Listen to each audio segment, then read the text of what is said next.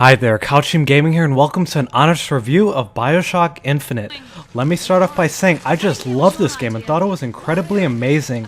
Does that mean I thought it was perfect?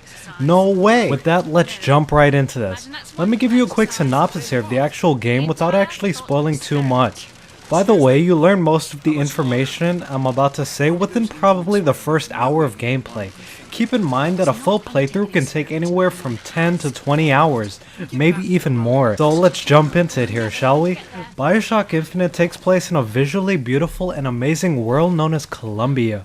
Sure, everything seems all fine and dandy at first. The sun is shining, the birds are chirping. Oh, did I forget to mention that their leader is a man that goes by the title of the Prophet? Basically, this is a world where modern civilization meets religion. You interested yet? Well, that's all I'm saying about the actual plot. Anyway, like I said earlier, I just love this game. There was so much detail put into the story, the character backgrounds, and just the interaction within the world. For instance, if you wanted to rob a store in the game, you could actually do it. If you wanted to shoot random people, you could do that too. Now, I personally didn't run around like some maniac robbing stores and attacking people, of course. Yeah, who in their right mind would do that?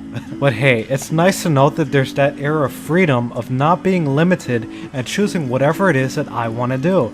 And it doesn't stop there. Throughout the game, they give you the opportunity to make decisions which will have an overall effect on how things happen moving forward. Pretty cool, right? Another thing which makes this game stand out is the character interactions. Oh, the character interactions, and if you're familiar with this game in any way, I think you know exactly what I'm talking about and who I have in mind. For those of you that don't know, I'm talking about the interaction between our main characters, Mr. Booker DeWitt, who we're playing as, and our other main character, Miss Elizabeth.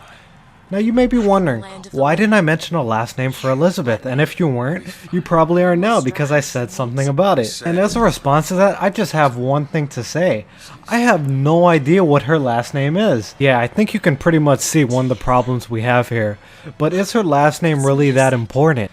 Not at all, but considering they keep throwing Mr. DeWitt's last name at us throughout the story, I think it would have been a nice touch to at least put some effort in helping us remember hers if she even has one, that is. Moving back to the character interactions here, the relationship and bond formed by Elizabeth and Booker throughout the story was simply amazing. The way they shared their stories about life, their past, their thoughts, fears, emotions, they just grow on you. I would go on, but I don't think I could explain that any better without actually ruining the story, sadly. But there is something I can compare it to, if that'll help. If you're familiar with the Prince of Persia game that came out a few years back, oh wait, if I'm not mistaken, Elizabeth is the Elika of this game. Now for those of you that have not played the Prince of Persia and don't understand the reference, well, to summarize, you could talk to Elika, which was optional of course in the Prince of Persia, and she would reveal personal thoughts, feelings, ideas, the list goes on. Well, that's enough about the Prince of Persia. This is a review of Bioshock Infinite. The difference with Bioshock is that they present you with the information whether you want them to or not, and I think this greatly helps the character development. Moving on, personally I'm not a big fan of the whole first-person shooter style, and while I think Bioshock could have been a lot better had it not been one. Now, do I have an alternative to what it could have been instead? No, I'm just giving my honest opinion. Overall, Bioshock Infinite had such a beautifully amazing world with characters that really grow on you after a while. By the end of the game, you'll most likely be wanting to propose to Elizabeth or wishing Mr. DeWitt over there would sweep you off your feet. And I bet some of you are watching and waiting for me to give this game some kind of a rating on a scale of maybe 1 to 5 or 10, whichever it is they do nowadays. But I'm kinda bad at things like that, so I'm just gonna be choosing from a rating of either good or bad. And I'm gonna have to go with good here. Well, that's all for this one. Let me know what were your thoughts about this. Did you like this video? There's a like and subscribe button over there. Cough cough. Thanks for watching.